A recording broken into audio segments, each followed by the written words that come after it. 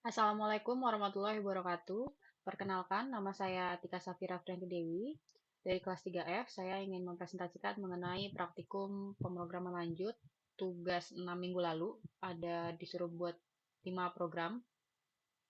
Yang pertama itu program membuat bilangan genap dan ganjil. Langsung aja di sini ada program untuk soal nomor 1. Di line pertama kita langsung definisikan bilangan, variabel bilangan isinya input yang tipe datanya adalah integer, artinya tipe datanya hanya angka. Di line kedua itu bilangan pembaginya, yaitu 2. Di line ketiga itu jika tipe bilangannya integer, maka dia akan mengeksekusi kode if di dalamnya. Di line kelima itu ada yang namanya modulus. Modulus ini ditandai dengan simbol persen kalau di Python, tergantung bahasa pemrograman yang digunakan. Di sini jika bilangan modulus 2 sama dengan 0, maka bilangan tersebut adalah bilangan genap. Tapi jika bilangan modulus 2 tidak sama dengan 0, dia akan menjalankan else-nya, yaitu bilangan ganjil. Langsung aja di sini kita tes. Dan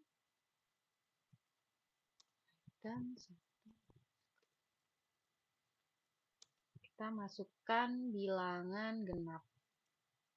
Bilangan 4 adalah bilangan genap. Lalu kita jalanin lagi untuk memasukkan bilangan ganjil. Bilangan 3 adalah bilangan ganjil. Selanjutnya soal nomor 2 yaitu program swap yang dimana meminta input 2 buah angka. Jika angka pertama lebih besar dari angka kedua, maka isi variabelnya tersebut akan ketukar nilainya, posisinya. Langsung aja ke programnya. Line kedua itu untuk input definisi inputnya itu tidak ada nomor 1 dan 2. Dan line ini ada definisi temporary. Temporary ini untuk nantinya variabel yang ke swap atau penampung sementara aja. Nah, di line keempat ini fungsinya jika bilangan 1 lebih besar dari bilangan 2, maka temporary-nya isinya bilangan 1. Bilangan satunya itu diisi dengan bilangan 2, dan bilangan 2-nya diisi dengan temporary. Artinya, bilangan temporary ini untuk tempat penampungan sementara dari bilangan 1.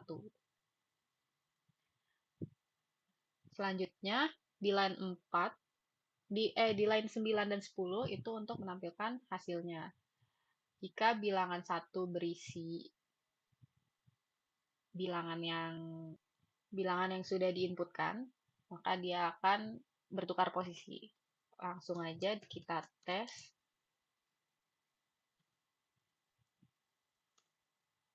Bilangan satunya harus lebih besar dari bilangan 2. Misalnya 5, bilangan keduanya 2. Maka mereka bertukar posisi. Bilangan 5-nya ada di bilangan 2, bilangan 1 ada di angka 2.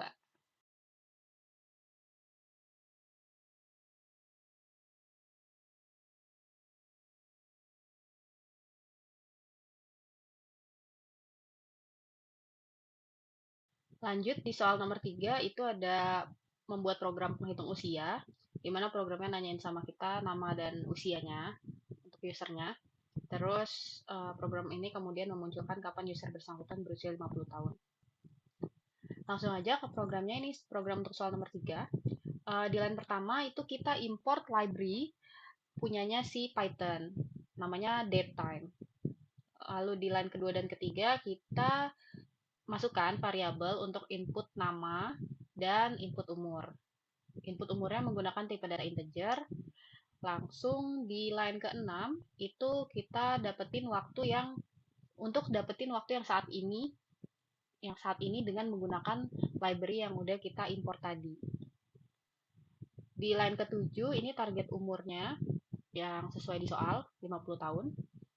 Di line ke-8 itu rumus tebak umur, yaitu targetnya 50 dikurang variabel 1 ditambah tahun yang saat ini ada, yaitu 2023. Tahun ini kan 2023. Lalu dia akan ngeprint nama dengan hasilnya umur sekian pada tahun sekian Anda akan berusia sekian.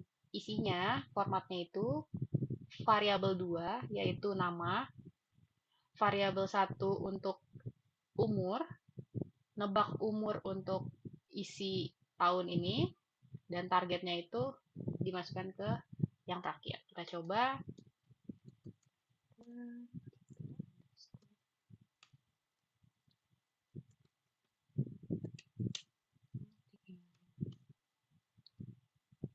Hasilnya nama Anda Atika dan berumur sekian pada tahun sekian. Akan berusia 50 tahun. Selanjutnya untuk soal nomor 4 adalah membuat program pembagi bilangan di mana programnya menanyakan sebuah bilangan kepada user di bawah 100. Kemudian mencetak seluruh bilangan yang dapat membagi habis bilangan tersebut. Ini program untuk soal nomor 4. Di line 1 kita masukkan input berupa angka kurang dari 100. Di line 23 itu variabel ganjil genap yang tipe datanya adalah list. Ini adalah tipe data list. Di line kelima, jika variabel 1 bilangan yang diinput itu lebih besar atau sama dengan 100, maka akan mengeluarkan print di line nomor 6, yaitu bilangan yang dimasukkan tidak sesuai ketentuan. Tapi kalau kita memasukkan angka kurang dari 100, maka yang akan jalan adalah else yang ini ke bawahnya. Dimana di line ke-8 itu masukkan variabel item range 101. Kenapa 101? Karena perhitungan array biasanya dimulai dari 0 agar bisa berjalan sampai 100. Itulah kenapa di sini range-nya 101. Range ini adalah tipe data juga. Untuk di line 9, jika itemnya lebih daripada 0, lebih besar daripada 0, maka dia akan jalankan line 10 sampai 12. Ya, ini. Di line 10, jika variabel 1 modulus item sama dengan 0, maka dia akan lari ke line 11 di bawahnya. Tapi jika bukan, dia akan langsung ke else 14. Di line 11, jika itemnya modulus 2 sama dengan 0, maka dia akan langsung ke line 12. Untuk yang line 17 itu untuk print aja. Skor kita langsung tes. Masukkan bilangan di bawah 156. Bilangan 56 dapat dibagi habis dengan angka tersebut. Selanjutnya soal nomor 5 itu membuat program faktor persekutuan terbesar atau FPB, di mana sebuah program yang meminta input dua buah bilangan dari user, kemudian mencetak nilai FPB dari kedua bilangan tersebut. Untuk di line 1 itu adalah function FPB-nya, di mana isinya itu line 2 sampai line 11. Di line 2 itu, jika X lebih besar dari Y, maka smaller-nya sama dengan Y. Jika X tidak sama dengan Y, maka smaller-nya adalah X. Untuk line nomor 7, itu jika I in range, ini looping ya, nilainya dari angka 1, dimulai dari angka 1, smaller-nya akan selalu ditambah 1. Untuk line ke-8, jika X modulus I sama dengan 0 dan Y modulus I sama dengan 0, maka dia akan mengisi variabel I FPB di line 9 ini. Untuk di line 11, dia return FPB untuk nanti fungsi yang terakhir. Return FPB itu untuk mengembalikan hasilnya. Di line 14 dan 15 ini untuk memasukkan input bilangan 1 dan 2 dengan tipe data integer juga.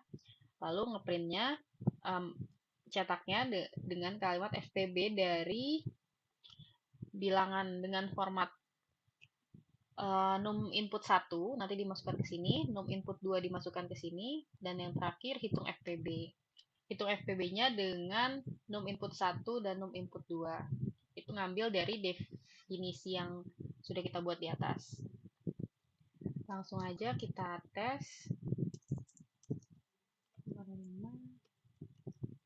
Nilai 4 dan 6, FPB-nya adalah 2.